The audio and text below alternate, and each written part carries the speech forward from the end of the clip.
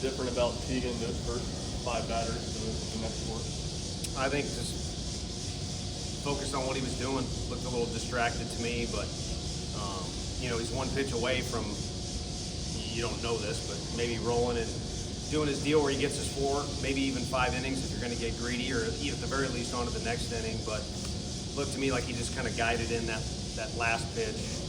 So we decided to go to an early move here in a cutthroat game.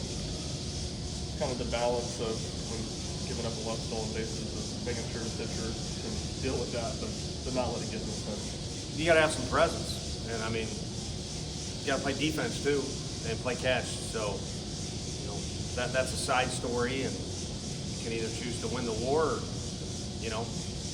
win the battle. And our guys didn't do a good job of winning the war, so that's a part of it. I mean, you certainly have to, if the guy's on base, certainly have to focus on throwing the baseball where you're trying to throw it, but that ain't when we got beat the last 2 days. How would you assess where your offense was those last 2 days? Over swinging and not making adjustments, and a very bad theme of swinging at pitches that were not in the zone and taking some pitches that appeared to be in the heart of the zone from where I was standing. And went up against 2 very good starters, 2 of the better starters in the league too. You think that the stolen bases weren't why you guys got beat? Why would you say you guys got beat this weekend? A whole laundry list of items. I mean, the attitude and the vibe wasn't very good. It was a frustration, and I think sometimes our guys have success and then think it's going to be handed to them, and they've made adjustments in the past. We didn't necessarily do that today. But again, didn't play catch. Yesterday was the walks and errors was well over what theirs was. I know they had a clean, for what it's worth. I mean, plays come in different variety, but we had a couple errors. They didn't have any. And then 2, I mean, the vibe of the game or the mojo of the game kind of involves offense and defense. And for whatever reason, us not playing catch, I think, bled into a little bit of frustration at the plate. When you are frustrated at the plate, it affects the scoreboard and what's going on there. So it's a laundry list that would fall under the category of team. But the breakdown of some of the basic throw and catch stuff, I mean, it's always harder than it looks, but some of the plays out there were plays that you sort of expected you guys to make. What, any particular reason why there were a few of those that didn't go that way? I mean, part of it is, one of them did go our way. Cannon stuck his nose in there and literally got wasn't his nose, but, the slide was fine, but the runner's helmet ended up clipping his lip, but he took care of the baseball and he took care of home plate, So a lot of it's just that conviction. I mean, had a couple guys. Can you hold on to that, homeboy? Same thing yesterday.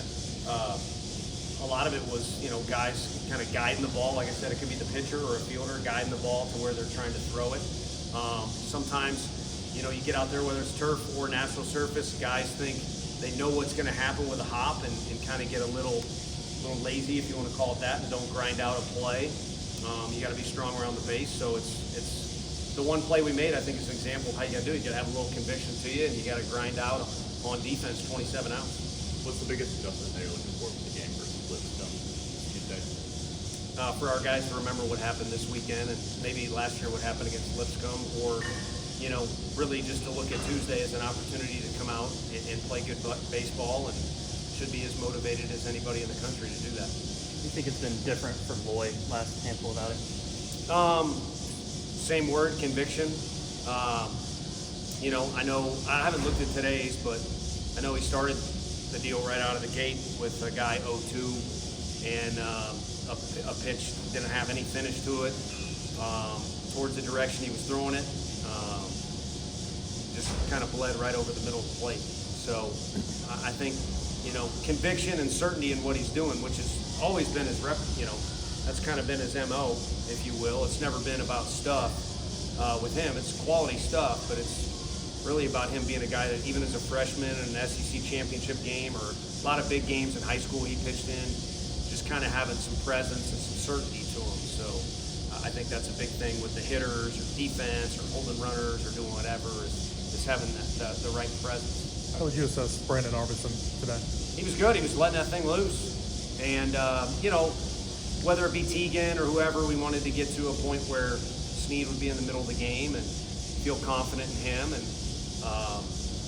again, I think because the score is 3-0 and the theme of the at-bats the last day and a half are what they are, you consider every run valuable. So, think we go to Snead there. You could argue whether it's the right thing or not, because it would have been interesting to see if Arp could go a little bit more. But, you know, for now he's a sprinter out of the bullpen for us, and he keeps building up steam. A few more guys. In terms of, you alluded to this a little bit, I think, earlier, but in terms of the presence going into the day, what was your vibe check on that kind of look, feeling going into the weekend?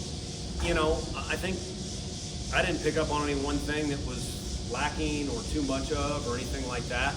I think early in the game, the tension was there maybe a little too much, but again, when it kind of goes down the way it does in the second inning and you don't get immediate results, it's, I think, nature of the beast. I was the worst at it of you let the results or the scoreboard sway your mood a little bit. So maybe there's a little bit more of an underlying theme there of, you know, guys allowing results or outcomes to kind of shift their mood one way or the other. And, you know, you guys said it or somebody wrote it or said it. I certainly said it. Last Sunday in Oxford was great because they didn't blink regardless of what was going on. So you can do it once, you should be able to do it again. Earlier this year, Hunter made a play in center field, and you wished that the crowd had given him more of an ovation. This past weekend, with all the plays that were made defensively, a lot of guys got ovations from the crowd. Yeah. Just what did you like from seeing that this week? Yeah, kind of what we talked about the other, you know, the other night, whichever it was. I mean, I don't know what the Smokies had going on today, but I know the last two nights, Knoxville's filled two stadiums, and from my understanding, the crowds have been into it and aware and cheering over there, and it's the same thing over here. So I think the crowd here helps us win games as long as our guys are giving them incentive to do so. And no one wants to hear whining or anything like that. Because at our park, you can hear everything. It's the toughest park to umpire in the country. So again, you get heated and you argue. Those guys all end up with about the same score as what I've told you before. It's good that when the fans have our back as it relates to the umpires. But the point being is you're right on top of the action. You can hear everything. So the more they're involved, the more they're positive, the more they help us win. And as we always say around here, it takes two to tango. I think part of the reason the fans have come out here and we've had to build a bigger stadium is they've fallen in love with the personalities like Kirby and you know, Hunter Ensley and whoever else you want to come up with that have been a part of the program. But I think they've also appreciated the way that our guys have played at times, whether it be with passion or win or lose, something that they can say, I'll attach my name to that.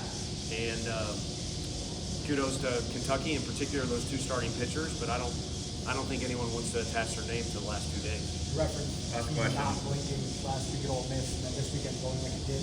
How do you get back to kind of that identity as opposed to what went down this weekend? It's like you know, and I'm not. There's plenty of things you can analyze. We need to get better, but for that particular question, it's like the doctor can prescribe you what to do to rehab something, but then you have to do it. So it's up to us to point out some things that need to improve, and then at this point in the season, a lot of what's going to go on with Florida State's program, Kentucky's, ours, Oregon's, whoever, is going to be the decisions that the kids make. Thanks, guys. Thanks, everybody. Thank you. How's Tanner?